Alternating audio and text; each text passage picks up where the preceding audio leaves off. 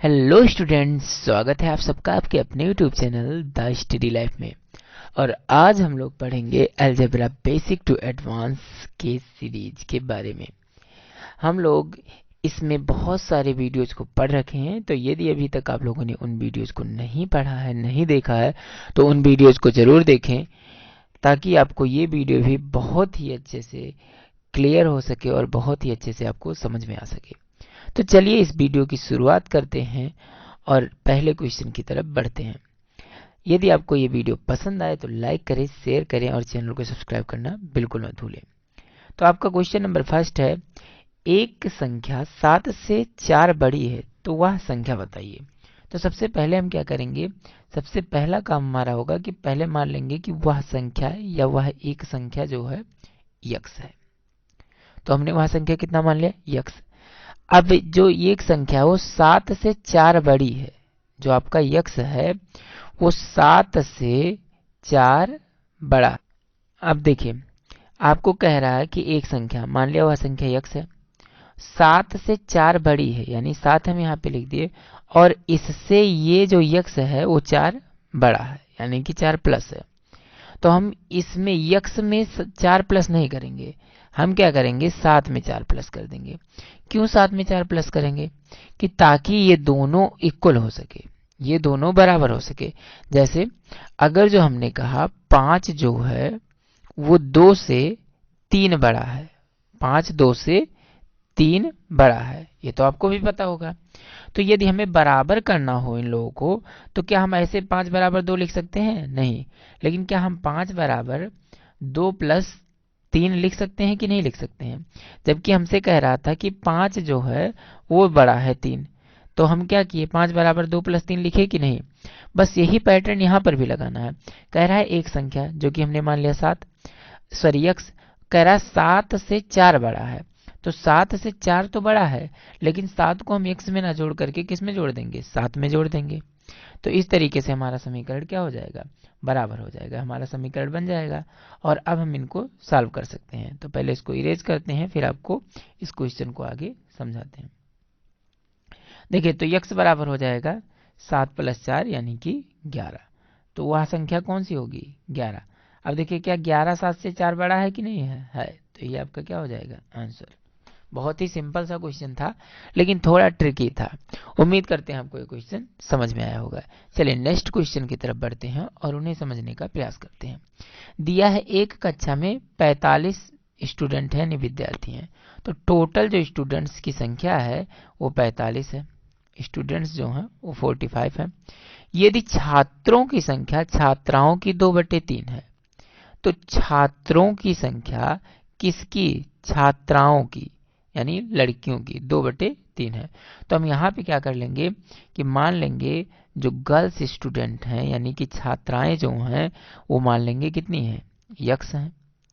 और जो छात्र हैं उसका, ये गर्ल्स स्टूडेंट यानी छात्राओं की 2/3 है।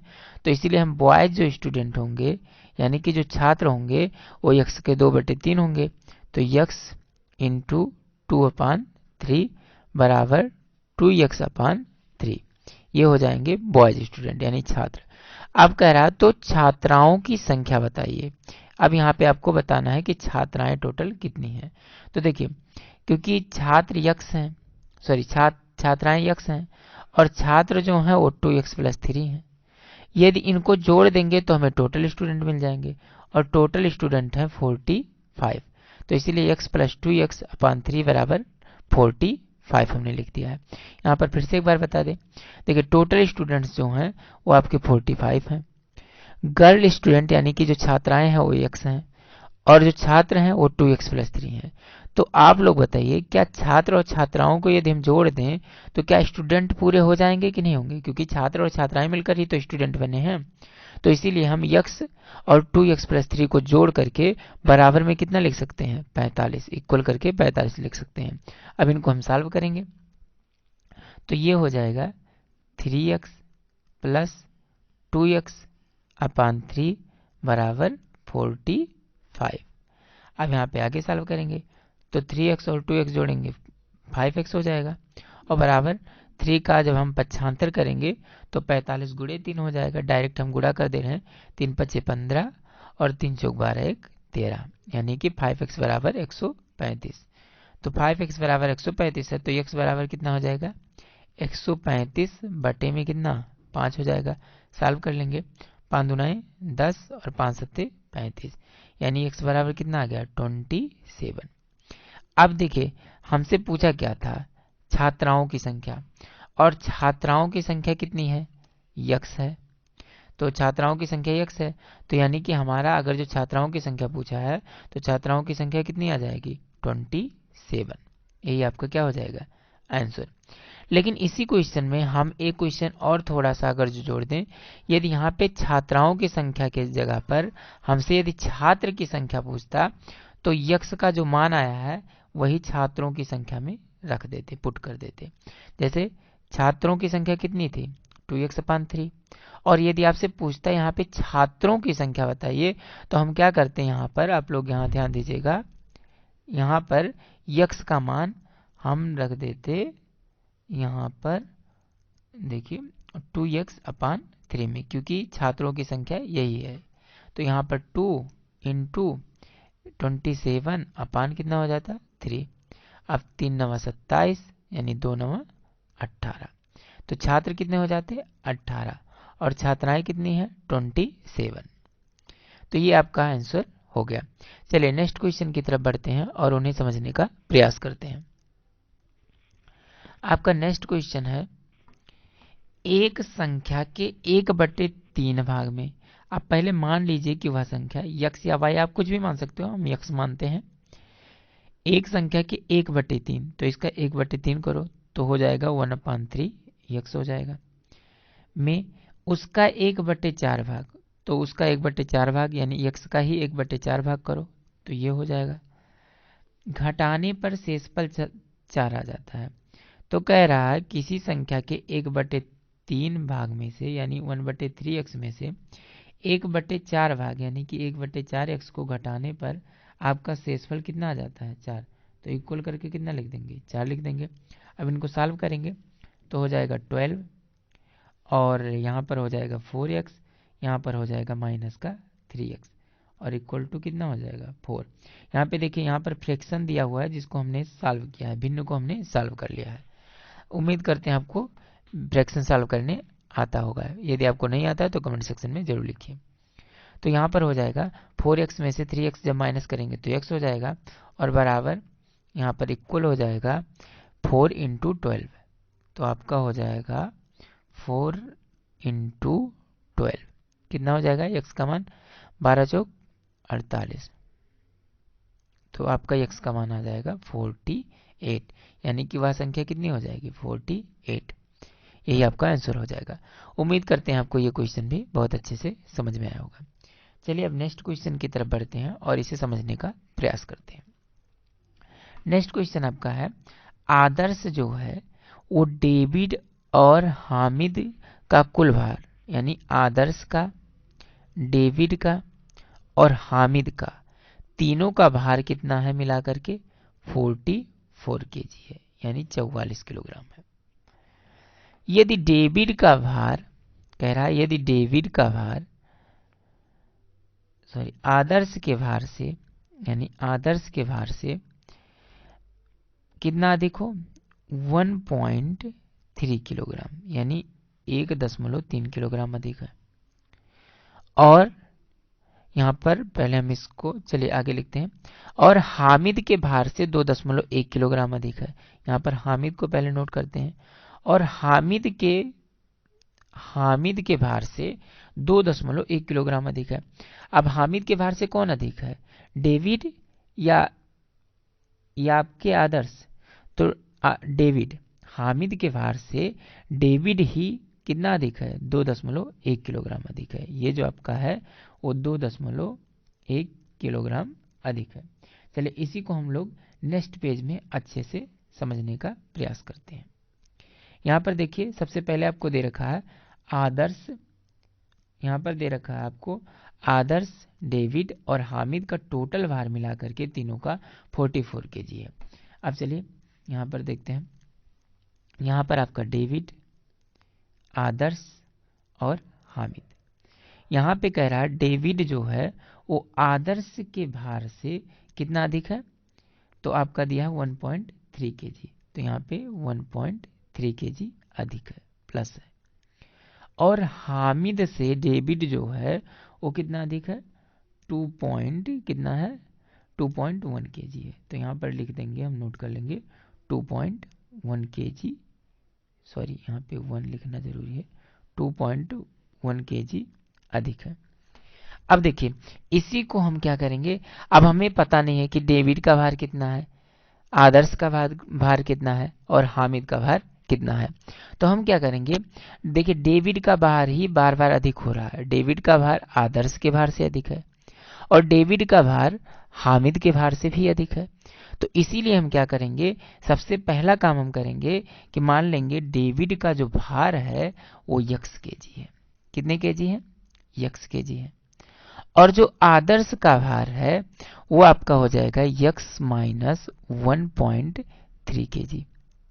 अब आप लोग सोच रहे होंगे कि दिया था कि डेविड का जो भार है वो आदर्श के भार से 1.3 किलोग्राम ज्यादा है, तो हमने आदर्श के भार में से 1.3 किलोग्राम घटा क्यों दिया, हमें तो डेविड के भार में 1.3 किलोग्राम जोड़ना चाहिए था। अब आप लोग इस क्वेश्चन को बहुत ध्यान से सीरियसली सुनिएगा। डेविड का भार कितना किलोग्राम है, हमने मान लिया x किलोग्राम है, और आदर्श से डेविड जो है वो 1.3 किलोग्राम ज्यादा है। अब अगर जो हम x में से यानी डेविड के भार में से x 1.3 किलोग्राम माइनस कर दे रहे हैं, घटा दे रहे हैं, तो क्या ये 1.3 किलोग्राम डेविड का भार ज्यादा होगा या नहीं होगा, बिल्कुल ज्यादा होगा।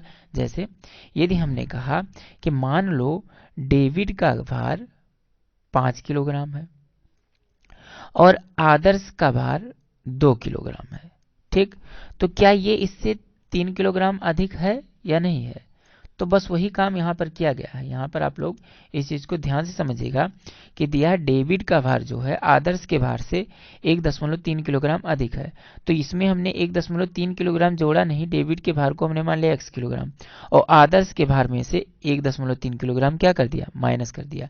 अब जब 1.3 किलोग्राम आदर्श के भार मतलब माइनस करेंगे तो डेविड का भार अपने आप अधिक हो जाएगा। अब हामिद के भार से क्या कह रहा था कि 2.1 किलोग्राम अधिक है, तो इसीलिए हामिद का भार जो होगा वो x में से हम 2.1 क्या करेंगे, माइनस कर देंगे, तो ये हामिद से अधिक हो जाएगा। अब इनको क्या करेंगे, इन तीनों को यदि हम ऐड कर लें, x plus x minus 1.3 kg plus x plus 2.1 kg, तो देखिए ये आपका हो गया डेविड का, और ये हो गया आदर्श का, और ये हो गया हामिद का। ये तीनों का भार जोड़ दें तो टोटल कितना दिया हुआ था आपको, 44 kg। अब इसी को सॉल्व कर लीजिए, चर को एक में जोड़ लेंगे, अचर को एक में जोड़ लेंगे या घटा लेंगे। तो यहाँ पर यक्स देखिए 3 बार मिला है और तीनों बार प्लस का है, देखिए तो ये 3x हो जाएगा। और 1.3 kg जो है आपका माइनस में है और 2.1 kg आपका प्लस में है, तो आंसर तो प्लस में ही होगा, लेकिन माइनस करेंगे तो 11 में से 3 गया 8 हो जाएगा, और यहाँ पे बचा 1 में से 1 गया 0, यानी कि 0.8 किलोग्राम बराबर कितना हो जाएगा, 44। तो 3x बराबर हो जाएगा 44 माइनस 0.8 हो जाएगा। अब 3x बराबर यहाँ पे जब हम सॉल्व करेंगे तो 44 में से 0.8 घटाएंगे तो यहाँ पे पॉइंट का 2 हो जाएगा और 43 आ जाएगा, यानी 43.2 किलोग्राम। 3x बराबर 43.2 किलोग्राम, तो x बराबर 43.2 बटे में कितना हो जाएगा, 3 हो जाएगा। अब हम x का मान हमारा यही आ चुका है, x का मान मतलब डेविड का भार आपका यही हो चुका है। यदि कटे तो हम इसे काट देंगे, तो अब इसको हम काट लेंगे तो कटेगा, तो 3 एक 3 और 3 चौके 12, एक बच गया 12 हो गया, 3 चौके 12 यानी कि 14.4 किलोग्राम। तो यक्स यानी कि जो हमारा डेविड का भार था वो कितना आ गया, 14.4 kg। अब एक्स का मान हमें मिल गया तो डेविड का मान हमें मिल गया, यानी डेविड का भार हमें मिल गया। अब डेविड के भार के साथ हम निकालेंगे आदर्श का भार, तो आदर्श का भार था x माइनस 1.3 kg, तो यक्स का मान कितना है 14.4 kg, और उसी में से 1.3 हम माइनस कर देंगे, आ जाएगा 4 में से 3 गया 1, और 4 में से 1 गया 3, और 1 में से 1 गया 0, यानी कि 3.1 kg। तो ये आपका हो जाएगा, सॉरी यहाँ पर 13.1 kg हो जाएगा। ये आपका आदर्श का भार हो जाएगा। अभी हमारा हामिद का भार बचा है, और हामिद का भार था x माइनस 2.1 kg। तो यहाँ पर इसको सॉल्व करेंगे। x का मान आया 14.4, तो इसमें से 2.1 को हम क्या करेंगे, माइनस कर लेंगे, तो ये हो जाएगा 3, और यहाँ पर हो जाएगा 12, यानी 12.3 kg, यानी 12.3 kg। तो ये हो जाएगा हामिद का भार। इस तरीके से हमने तीनों का भार अलग अलग निकाल लिया। उम्मीद करते हैं आपको ये वीडियो समझ में आया होगा, ये क्वेश्चन समझ में आया होगा, और ये वीडियो आपको पसंद आया होगा। यदि आपको ये वीडियो पसंद आया हो तो लाइक करें, शेयर करें, और चैनल को सब्सक्राइब करना बिल्कुल मत भूलें। जय हिंद।